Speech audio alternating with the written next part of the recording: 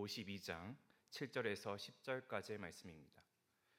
이사야서 52장 7절에서 10절까지의 말씀 교독하여 읽겠습니다. 좋은 소식을 전하며 평화를 공포하며 복된 좋은 소식을 가져오며 구원을 공포하며 시온을 향하여 이르기를 내 하나님이 통치하신다 하는 자의 산을 넘는 발이 어찌 그리 아름다운가.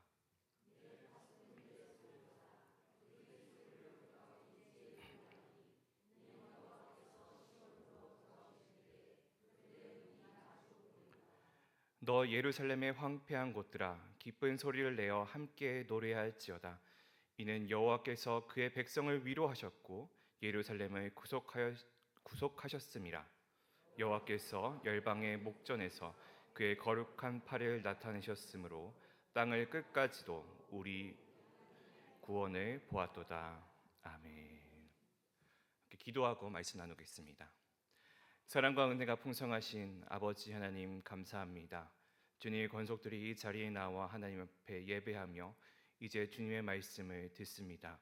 하나님, 우리의 마음을 열어주시고 하나님의 뜻을 분별하게 하여 주시며 하나님의 뜻을 알아 우리의 마음속에 심겨지게 하여 주시고 온전히 아버지의 마음을 우리 마음속에 두어 그 안에 살아가는 모든 심령들 되게 하여 주시옵소서.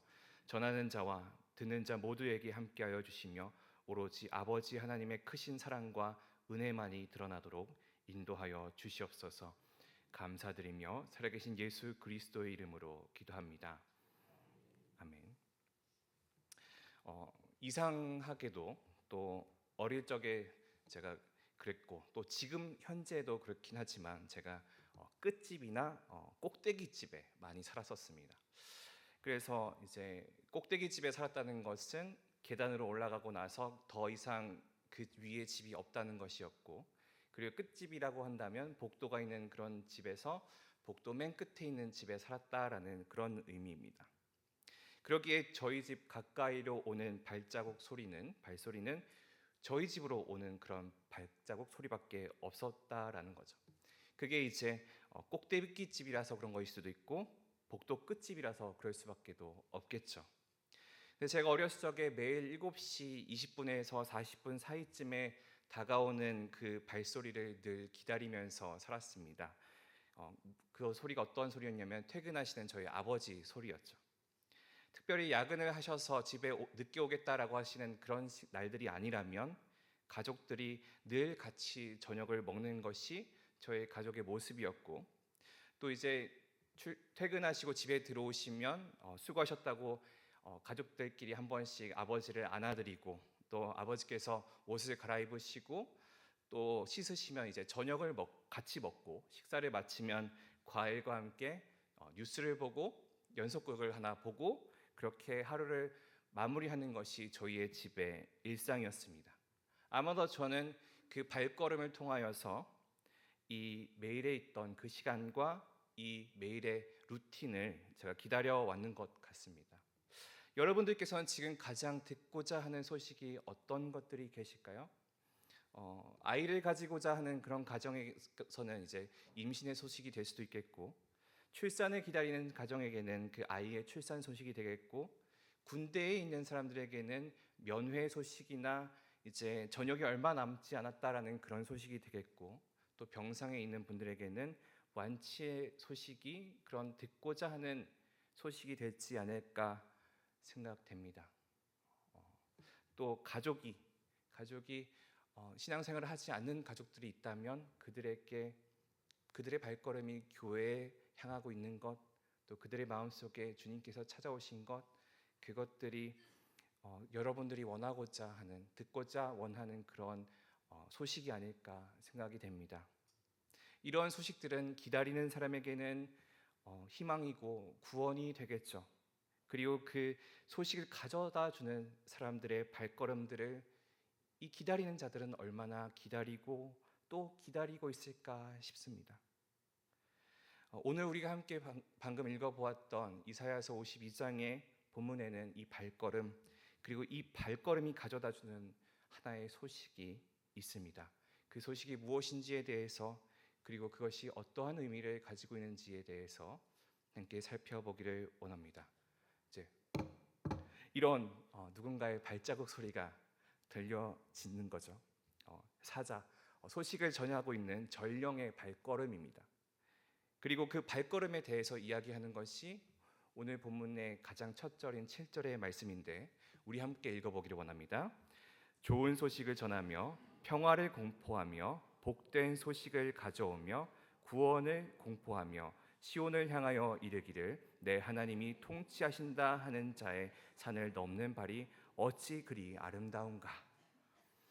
제가 이 본문 말씀을 읽으면서 좀 어순이 복잡해서 다른 버전 성경을 가지고 왔는데 세번역 성경에서는 이렇게 표현하고 있습니다. 놀랍고도 놀라워라, 반가워라, 희소식을 전하려고 산을 넘어 달려오는 저 발이여, 평화가 왔다고 외치며 복된 희소식을 전하는구나. 구원이 이르렀다고 선포하면서 시온을 보고 이르기를 너희의 하나님이 통치하는구나 하신다 하는구나. 이렇게 기록되어 있습니다. 이렇게 번역되어 있습니다. 오늘 이 본문에서 이야기하고 있는 화자, 아마도 이사야를 통해서 말씀하시는 하나님이 되시겠죠. 하나님께서 이야기하시는 것이 무엇입니까? 놀랍고도 반갑다라고 이야기를 하고 있습니다. 놀랍고 반가운 일은 어떠한 일일까요? 그것은 오랜 기간 또 애절하게 간절하게 기다려온 그런 어떤 소식이라는 의미가 되겠죠. 그리고 언제 이것이 오게 될지 모를 만한 그런 소식이기도 하겠습니다. 제가 7시 20분에서 7시 40분마다 그 사이마다 아버지의 발걸음을 기다려온 것과는 다른 의미를 가지고 있는 것이죠. 왜냐? 저는 저희 아버지께서 퇴근하시고 집에 오시면 언제쯤 되는지를 알고 있기 때문에 그 7시 20분에서 40분 사이에만 기다리면 되는 거였어요. 그러니까 준비를 하게 되죠. 이 발걸음들이 이제 소리가 들려오게 되면 그때 아빠 오시는구나 라고 알면 되는, 사실은 놀라운 소식은 되지 않습니다. 그리고 그것들은 저에게 매일매일 같이 왔던 그런 소식이었어요. 어떻게 보면 특별하지는 않는 거죠. 매일매일의 삶에서 있는 일이기 때문에 특별히 저희 아버지가 더 반갑다 하는 건 아니었을 거예요. 혹시나 저의 생일이어서 아버지께서 뭔가를 들고 오시겠다 그러면은 그걸 기대하는 특별함이 있겠지만 일반적인 하루하루의 삶에서는 특별하지는 않은 소식입니다.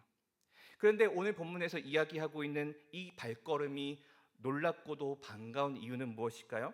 그것을 기다려온 자들이 있고 그것을 밤낮으로 간절히 기다려온 소식이기 때문입니다.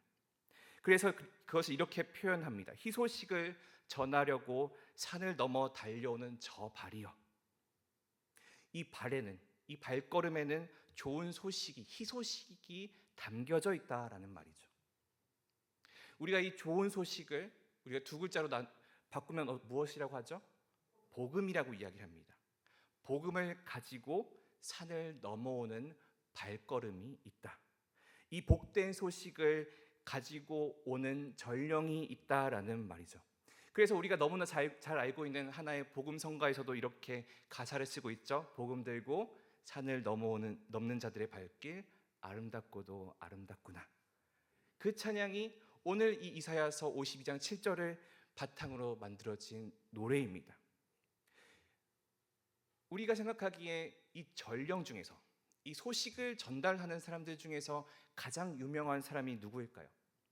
제가 생각하기에는 이 기원전 490년에 이루어진 아테네와 아케메네스 왕조의 전쟁 이야기가 그 전령을 담고 있다고 생각을 해요.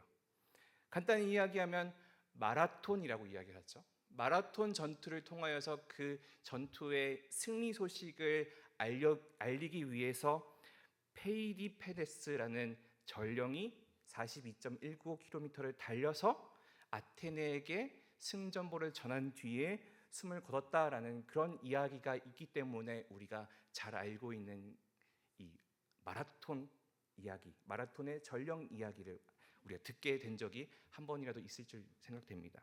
그런데 이게 만들어진 이야기라고 하더라고요.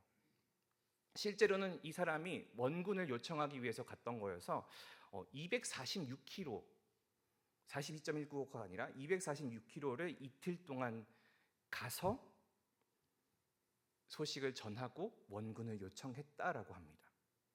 그래서 사실 실질적으로는 일반적인 마라톤보다 6배나 되는 거리를 갔다라는 거죠. 그렇게 이 전령은 그렇게 자신의 과업을 달성했습니다. 엄청난 일이죠. 어쨌든 이 본문에서 이 전령이, 이 사자가 그의 발로 복된 소식, 복음을 전하게 됩니다. 그리고 그가 전한 메시지, 그가 전한 이 복된 소식, 그 복음은 무엇일까요? 네 가지로 우리가 볼 수 있는데, 이 세 번역 말씀을 계속해서 보게 되면 평화가 왔다라고 이야기를 하고, 복된 희소식을 전한다라고 이야기를 하며, 구원이 이르렀다 선포하며, 그리고 시온을 보고 이르기를 너희의 하나님이 통치하신다라고 하며, 네 가지를 이야기하는 것이 첫 번째로는 평화입니다. 우리가 교회에서 자주 쓰는 말로 히브리어로 샬롬을 이야기하죠. 모든 분열과 전쟁과 갈등이 사라지고 관계의 회복과 화해가 이루어지는 상태가 되었다라는 거죠. 두 번째로는 복된 소식, 좋은 소식을 이야기합니다. 이제 더 이상 고통과 죄와 죽음의 경험이 사라지게 되고 하나님의 선하심이 회복된다라는 걸 이야기하는 것이 두 번째. 세 번째는 구원이 오게 된다. 히브리어로는 예슈아라고 이야기합니다. 압제에서 해방이 되고 영혼과 삶 전체의 구속이 시작이 되는 것. 그 마지막으로 하나님의 통치가 있다. 사람이 아니라 하나님께서 다시 왕으로 오시겠다는 선언이죠. 이 전령이 전한 이 소식, 네 가지의 기쁜 소식을 갖고 있는데 평화가 올 것이고 복된 소식이 될 것이며 구원이 오고 하나님의 통치가 오게 된다. 이것이 이 전령이 가지고 온 복음입니다. 이 복음은 그저 단순히 정보를 전달하는 게 아니라 역사를 바꾸게 되고 세상을 뒤집는 소식이 되죠. 그리고 제가 이전에도 말씀드렸다시피 이것이 놀랍고 반가웠다라고 이야기를 합니다. 왜냐? 이 소식을 듣는 자들이 이 복음을 너무나 기다려왔기 때문입니다. 이스라엘 백성들은 이 복된 소식을 기다리고 있었던 민족이었습니다. 그러기에 이 소식을 전해줄 수 있는 자, 이 소식을 가져다 줄 수 있는 자를 기다려왔고, 그리고 이 복된 소식을 이루어 줄 자도 함께 기다려왔습니다. 왜 그럴까요? 그것은 우리가 다니엘서를 통해서 그 이유를 찾아볼 수 있는데, 다니엘서 9장 11절에서 14절 말씀을 함께 읽어보기를 원합니다.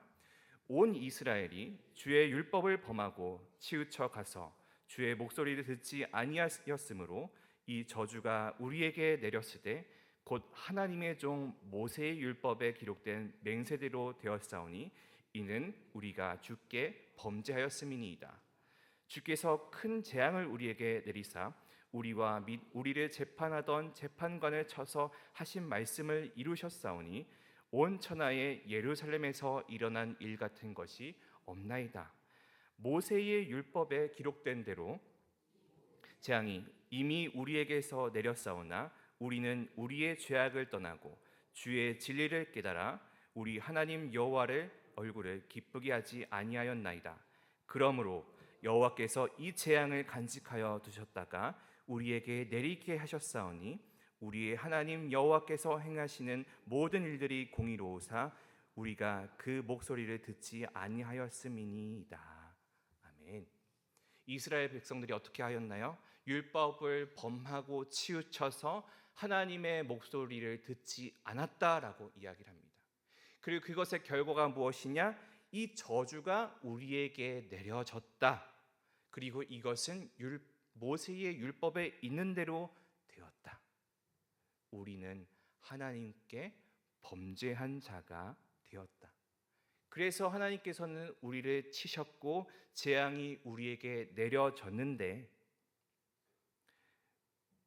이제 우리가 하나님 앞에 하나님이 기뻐하시는 모습으로 살아가지 못하게 되었고 이것은 다시 한번 이야기했죠. 이것이 하나님께서 내리신 재앙이다.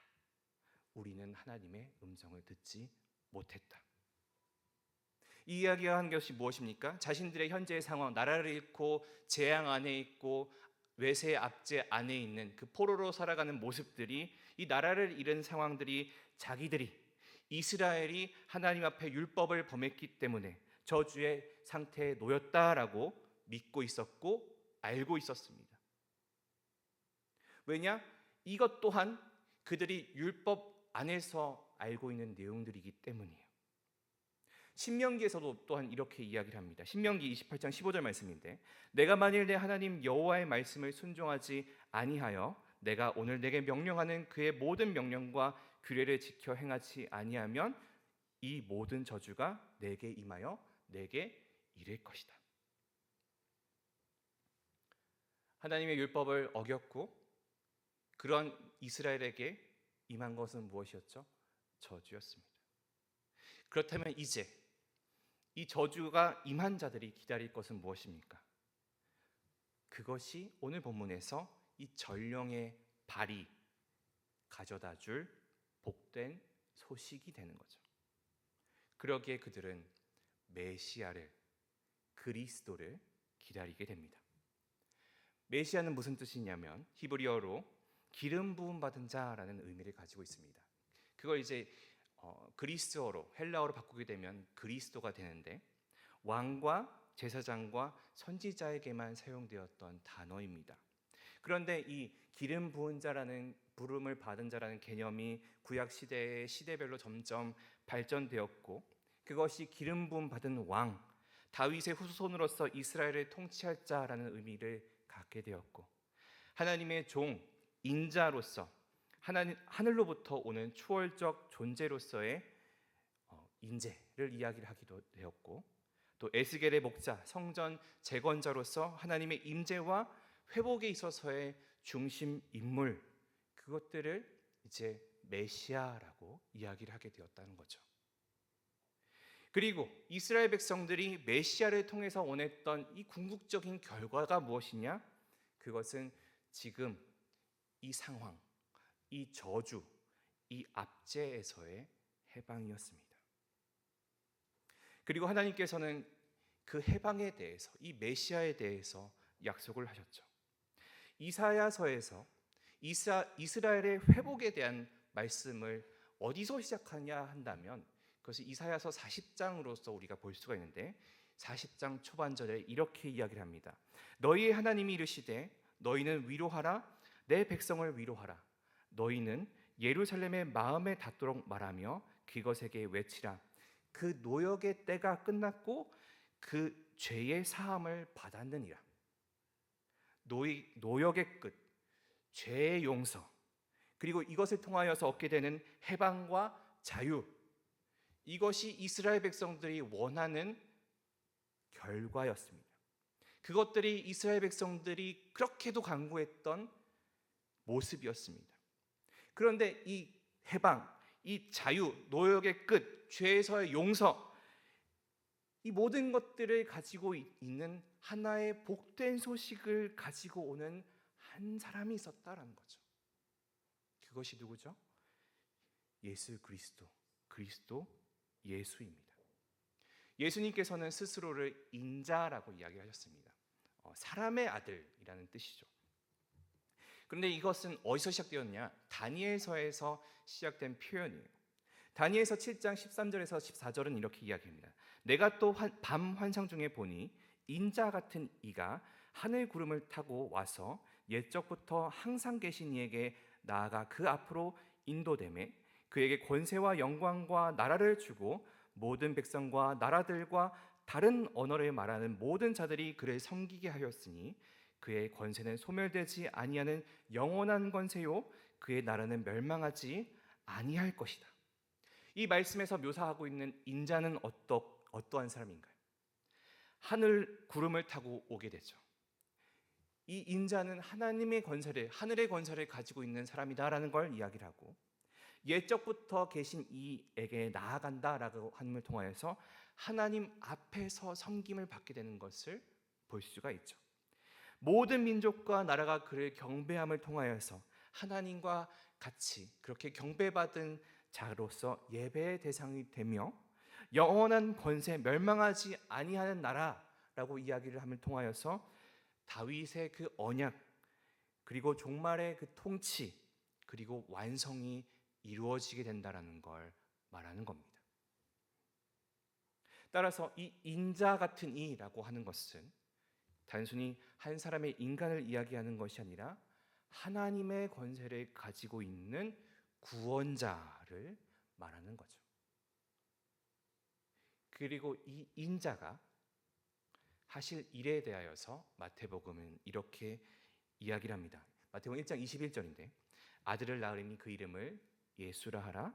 이는 그가 자기 백성을 그들의 죄에서 구원할 자이심이라. 예수가 어떠한 자라고 이야기를 하죠? 자기의 백성을 그들의 죄에서 구원할 자. 이 율법이 이야기하고 있는 죄의 저주에서 벗어나게 할 자. 그 자가 누구다? 예수다. 하늘로부터 보내신, 하늘로부터 온 하나님이 보내신 그 권위가 있는 죄에서 건질, 그리고 저주에서 벗어나게 할 메시아 그리스도. 그리고 오늘 다시 이사야서 52장으로 돌아오면 그 메시아의 오심이 이 복된 소식을 담은 전령의 발걸음이 가져다줄 소식이라는 겁니다. 이어서 8절을 보기 원합니다. 내 파수꾼들의 소리로다. 그들이 소리를 높여 일제히 노래하니 이는 여호와의 시온으로 돌아오실 때에 그들의 눈이 마주 보리로다. 파수꾼들이 외치는 거죠. 여호와께서 시온으로 돌아오셨다. 여호와께서 시온으로 돌아오셨다.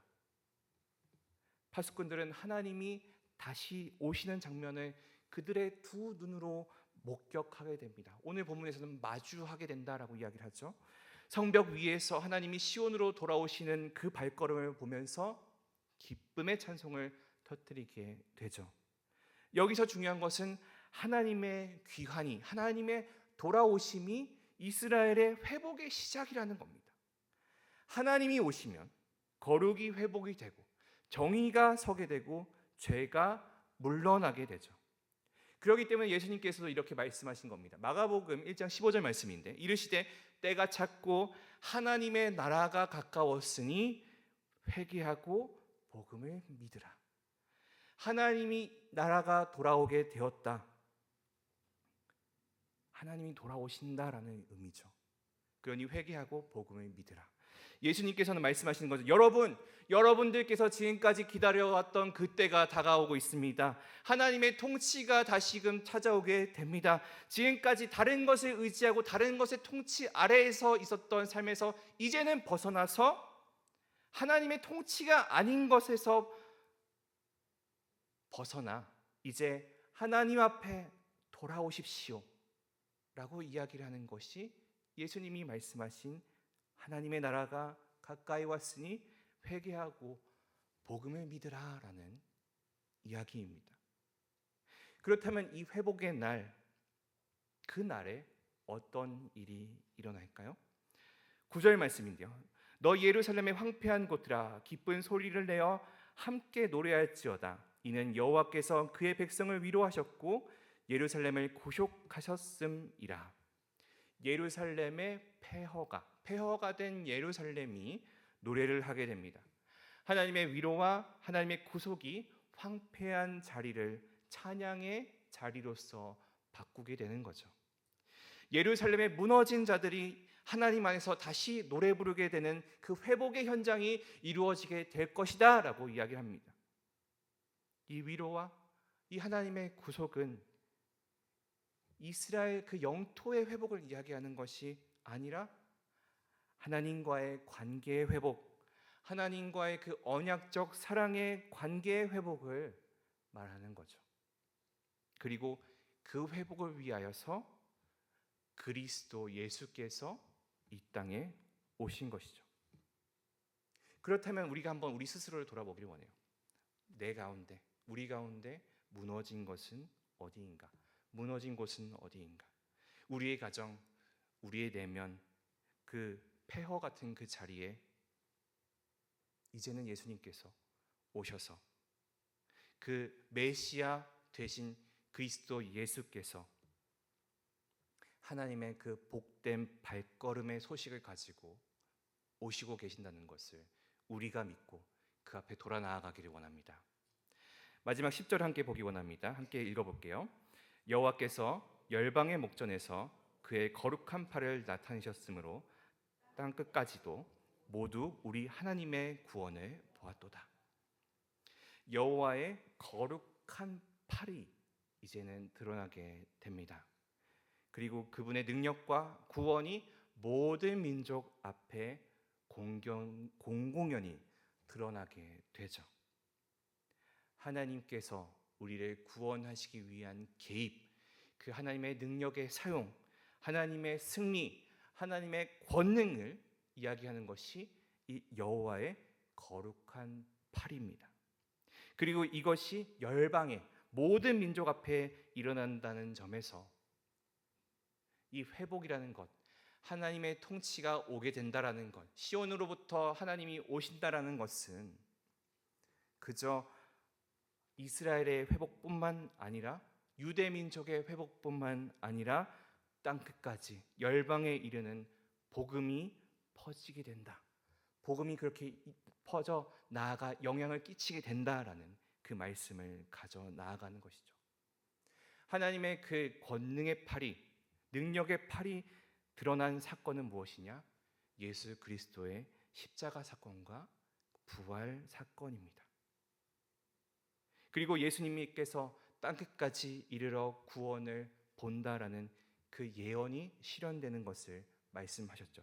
사도행전 1장 8절에 이렇게 이야기하죠. 오직 성령이 너희에게 임하시면 너희가 권능을 받고 예루살렘과 온 유대와 사마리아와 땅끝까지 이르러 내 증인이 되리라. 예수님께서는 단지 이스라엘의 구원자로서, 이스라엘의 메시아로서 오신 것이 아니라 온 열방의 구세주로서 이 땅에 오셨다는 것을 알려주고 계신 거죠. 그러기에 오늘 본문 이사야서에서 이렇게 이야기를 합니다. 땅 끝까지도 우리 하나님의 구원을 보게 되리라. 오늘 함께 읽은 이 이사야서 52장 말씀에서 우리에게 주어진 이 예언은 단지 포로들이 귀환할 것이다 라는 그런 이야기가 아니라 예수 그리스도, 그 메시아 되신 예수 그리스도께서 성취하실 그 복음, 하나님의 통치의 회복의 예언인 것을 우리가 깨달아야 합니다. 그리고 예수님께서는 이 복음을 전달하려 오신, 이 복된 소식을 가지고 오신 전령이면서 동시에 예수님께서는 이 복된 소식 자체인 것을 우리가 믿기를 원합니다. 예수님께서는 다니엘서에서 이야기된, 예언된 그 인자이십니다. 그가 오셔서 십자가에서 고난당하시고 부활하셔서 진짜 통치를 이루셨습니다. 그렇게 시작하셨습니다. 따라서 예수 그리스도의 십자가는 우리의 무너진 인생 위에 울려 퍼지는 위로와 구원의 노래인 줄 믿습니다. 또한 예수님의 부활은 열방을 향한 구원의 팔을 드러낸 사건입니다. 그리고 그것을 알기에 베드로는 이렇게 고백하죠. 주는 그리스도시요 살아계신 하나님의 아들이시니이다. 즉 예수님은 하나님이 친히 다스리시는 그 하나님 나라의 중심이시다라는 거죠. 그리고 예수를 통하여서 이 이사야서 52장의 예언이 완전하게 성취되었습니다. 따라서 그리스도이신 메시아이신 예수를 믿는 우리가 이 말씀을 통하여서 하나님께서 우리에게 주신 그 소명을 발견하기 원합니다. 그것은 무엇이냐? 복된 발로 살아가는 거예요. 우리가 스스로가 전령이 되어서 살아가는 거죠. 좋은 소식을 전하는 자의 발이 어찌 그리 아름다운가, 그렇게 말씀하셨잖아요. 따라서 복음은 입술이 아니라 발로 전해지는 말씀인 줄 우리가 깨닫기를 원합니다. 예수님께서는 그 발을 움직이셨고 제자들도 발로 흩어졌고 초대교회도 복음을 들고 발로 땅끝까지 갔습니다. 그렇다면 우리의 발이 현재 무엇을 들고 어디를 향하여 가고 있는지 살펴보기를 원합니다. 하나님의 전령도 예수님께서도 그리고 제자들도 복음을 들고 나아갔습니다. 우리도 이 복된 소식을 들고 황폐해진 그 땅을 향하여 나아가 그 영혼들을 구원하고 그 영혼들에게 이 복음의 소식을 전달하는 자로서 살아나가기를 원합니다. 세상이 외치는 소식은 두려움과 분열과 분노이지만 우리가 전해야 할 소식은 하나님의 통치가 있다라는 소식입니다. 그리고 그 무너진 곳에서 우리가 기쁨의 찬양을 부르기를 원합니다. 예수님의 복음은 무너진 인생을 바로 세우시는 권능이고 내 삶의 그 황폐함 속에서 그분의 발걸음이 찾아오고 계심을 우리가 믿고 오늘 하루를 살아가기를 원합니다. 말씀을 맺기 원합니다. 마가복음 1장 1절은 이렇게 이야기하죠. 하나님의 아들 예수 그리스도의 복음의 시작이라. 하나님의 완전한 통치를 가져온 메시아 그리스도가 곧 예수다라는 이 선언이 바로 복음입니다. 하나님의 사자, 하나님의 전령의 발걸음이 가지고 온 그 복된 소식은 예수가 그리스도라는 소식입니다. 하나님의 통치를 가져올 그 메시아가 예수다라는 선언이고 예수가 왕으로 오셨다라는 기쁜 소식이죠. 그리고 이 기쁜 소식은 하나님의 통치가 완전하게 회복되는 것을 보게 하는 소식이고 황폐한 땅의 회복이 이루어지게 되는 소식이고 하나님의 능력을 보게 되어 열방이 그 구원을 보게 될 것이다 라는 소식입니다. 우리는 그 소식을 아는 자입니다. 그 소식을 믿는 자입니다. 그런 자로서 복된 소식을 품은 우리의 발이 오늘 이 도시의 골목과 삶의 황폐한 땅을 다시 걸어 나아가고 우리의 입술이 아닌 우리의 발걸음으로 예수 그리스도를 증거하여 예수님께서 그리스도이심을 이 복된 소식을 오늘도 우리가 발로 복된 소식으로 전하는 우리 모든 온사랑교회 성도들 되기를 소망합니다. 기도하겠습니다.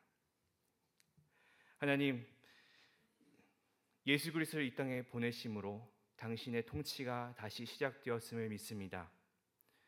우리의 무너진 심령에 복음의 발걸음들을 들려주시고 우리를 복된 소식의 전령으로 세워주시며 땅끝까지 예수님의 이름이 왕 되심을 선포하는 우리의 삶이 되도록 인도하여 주시옵소서. 감사드리며 살아계신 예수 그리스도 이름으로 기도합니다.